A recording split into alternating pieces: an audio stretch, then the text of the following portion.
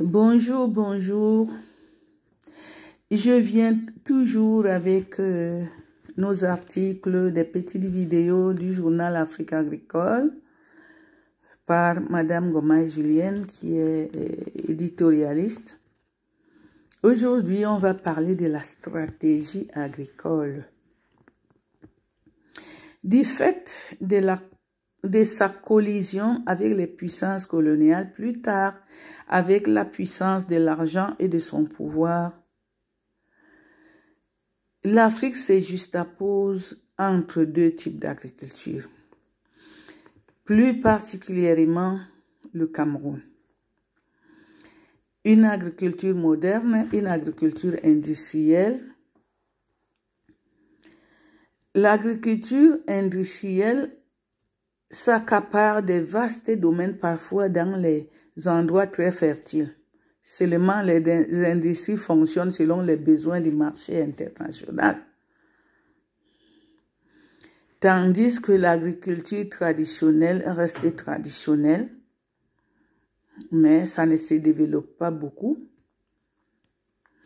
C'est pour cela que, durant les années, le cacao, le café, le caoutchouc étaient des produits de base au Cameroun dans les années 90 ou 90 en Belgique.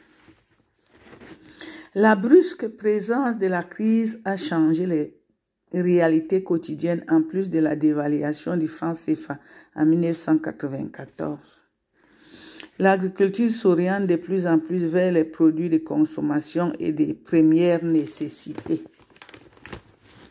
C'est pourquoi les marchés camerounais abondent de plus en plus de produits tropicaux tels que la banane plantain, le manioc, le maïs, le macabo, ceci afin de satisfaire la consommation la consommation locale et celle des pays environnants. L'agriculture vivrière, qui était presque inexistante après l'indépendance, est prisée au Cameroun. Les fruits tropicaux font la une dans cette zone de la CEMAC. Pour permettre d'accroître la production vivrière de la sous-région et du continent africain, on doit orienter les recherches vers la mise sur pied des variétés qui s'adaptent aux zones à faible potentiel de la production.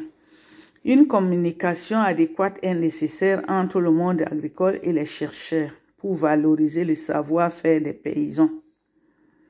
Innover les meilleures conditions pour casser les centres socio-économiques des paysans. Promouvoir un programme de normalisation de nos produits vivriers pour être compétitifs sur le marché international. Développer un programme de recherche pour donner la valeur nutritionnelle aux pays africains. Composition chimique, les méthodes de conservation, les transformations, de conditionnement. C'est de cette façon qu'on pourra assurer une meilleure exploitation de nos ressources.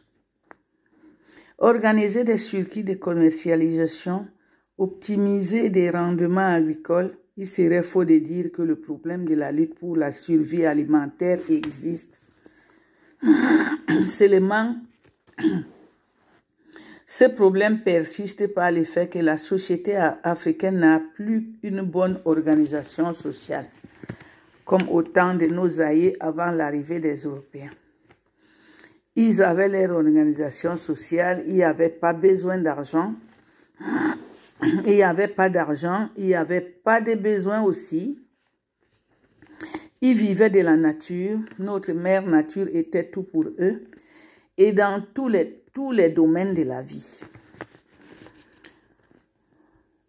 Les puissances sont venues imposer leur propre système de vie avec tout ce que ça comporte de contraintes. Nous sommes obligés de nous adapter. Puisqu'il est impossible pour nous actuellement de vivre comme à l'époque de nos aïeux, le problème de la sécurité alimentaire en Afrique n'est pas une tare. Il faut une bonne organisation, les moyens de communication adéquats, une qualité, une volonté politique et un peu d'amour propre pour les résoudre. La zone CEMAC est une zone africaine plus agricole que les autres, de par son climat, de sa végétation, peut nourrir le continent entier. La population paysanne est le principal artère pour nourrir la population citadine avec 70% de production agricole. Il est donc urgent de mettre sur pied une politique appropriée, de mettre les populations au centre des investissements publics pour combattre l'exode rural. Le vieillissement de la population, l'adaptation du matériel technologique, cette sécurité alimentaire africaine demeure un défi permanent à relever.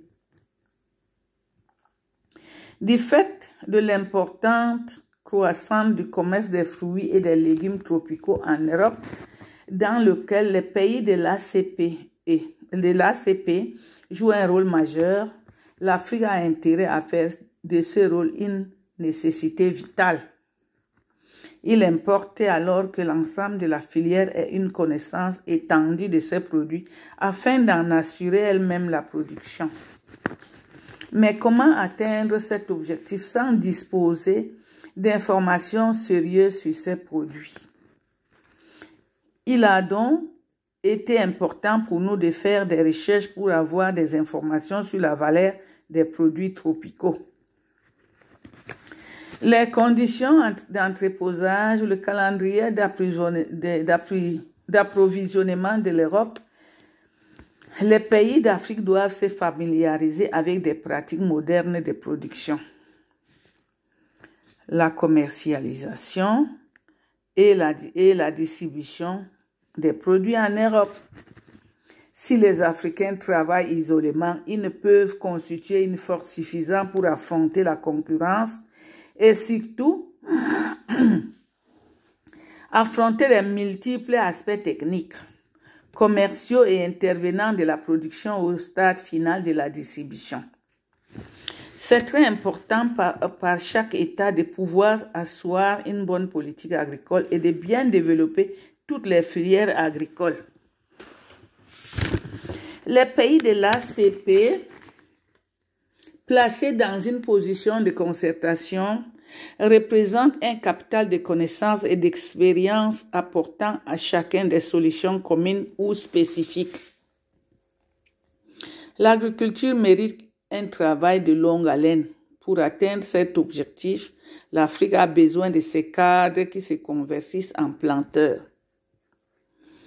Nous aimerions que ce journal touche nos dirigeants pour trouver des mesures dignes aux jeunes qui veulent donner une autre valeur aux plus anciens des continents, aux efforts qu'il effectue pour donner une autre image de l'Afrique et pour sortir le continent de l'impasse économique.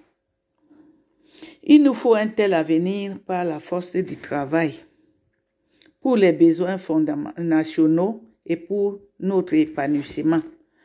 La satisfaction de mettre à profit notre savoir-faire pour l'humanité entière pour la lutte contre la faim. On ne veut pas bâillonner nos idées. On les fait circuler pour éveiller les consciences. On ne cesse d'ergoter sur la mondialisation. Elle est là. Mais si on se limite au discours sans orienter directement les jeunes sur le travail, on sera toujours à plaindre. Les luttes politiques ont empêché les Africains à voir l'avenir de la mondialisation. Nous serons les futurs pauvres de la planète. On le sera si on ne laisse pas la politique aux politiciens. Personne ne travaillera pour nous. Quand le rapport de la FAO parlait de 4 pays affamés en Afrique noire, qu'est-ce que ça veut dire pour nous? La Fontaine avait dit, les pauvres sont les charges pour l'humanité. Seriez-vous beau, mais besognez pour ne pas marcher derrière les autres, pour être écouté. Le travail seul fait l'homme. Merci pour ces petites vidéos Si c'est bon, cliquez pour que je sache et mettez dans les commentaires dans quel pays vous êtes pour que je sache que c'est suivi par beaucoup de gens. Parce que c'est un travail que je fais pour que ça atteigne les populations. Je serai satisfaite si ce travail est apprécié. Merci et bonne journée. Au revoir.